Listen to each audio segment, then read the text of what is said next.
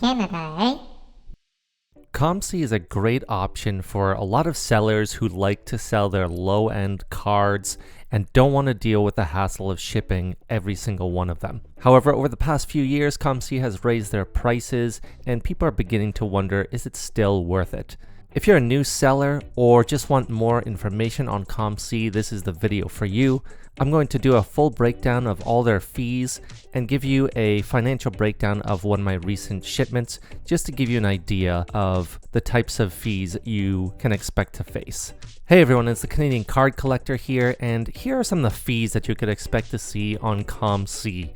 Now, if you're a Canadian seller or a US seller, it doesn't really matter because COMC has the benefit of having shipping centers in both Canada and the United States. Their vault is in the States.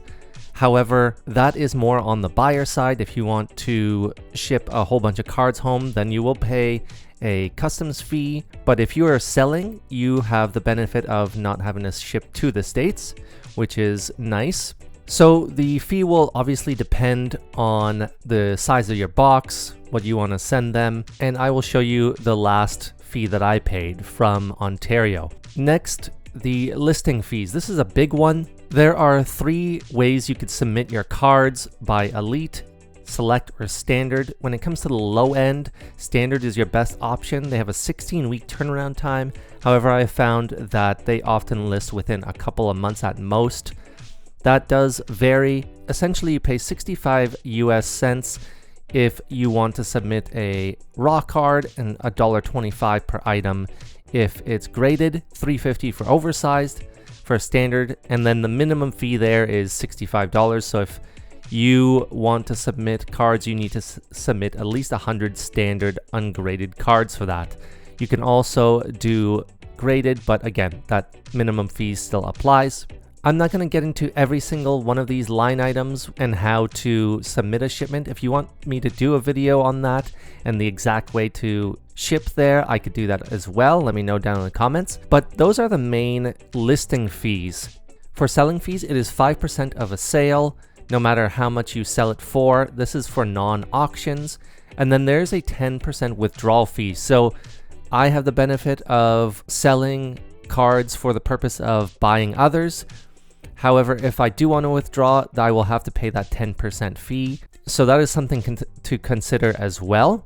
Here are some of the ways you could withdraw. For me, I withdraw by PayPal, and I do pay that 2% fee as well. So that is another consideration. Again, I use the store credit to buy other cards, so I don't usually worry about it. But if I did, I would have to face that fee as well. And then lastly, there are storage fees, which are minimal. However, depending on how many cards you submit, these are additional monthly fees. So a storage fee is 1 cent per month for cards over 75 cents. Anything under 75 cents, you won't pay a fee. However, you probably don't want to be submitting cards that cheap, and I'll show you why in a moment.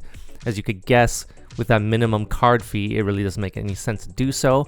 And then there's an enhanced security fee of another cent for cards over $50. So those are all items you should think about. The storage fees don't kick in until 3 months after your submission, but the enhanced security fees apply right away. So I want to give you a full financial breakdown of a shipment I did not long ago. As you can see, I shipped there and it cost just over $25 Canadian. This was about 15 cents per card as I submitted 170 cards, and then the listing fees ended up being $110. So my break even there without selling a card is $135 or 80 cents a card. Again, this is in US dollars, so this is something you really want to consider before sending there. So anything under $1 is almost not worth it. I get it if you have cards that are just sitting around. However, you are literally going to be paying them to sell your cards every time you sell for under 80 cents a card. So there's really no point there, especially if you want to withdraw as well. You got to consider that. So you're basically paying 90 cents a card at that point. Plus, you'll be paying a minimum storage fee. So all of these things are something to consider if you're thinking about sending your cards there. Again, graded cards will be a little bit different, so another consideration there. And depending on the service fee, you may want to have your cards listed faster. I basically try to send any cards about $2 and over. Sometimes they'll be a little under $2.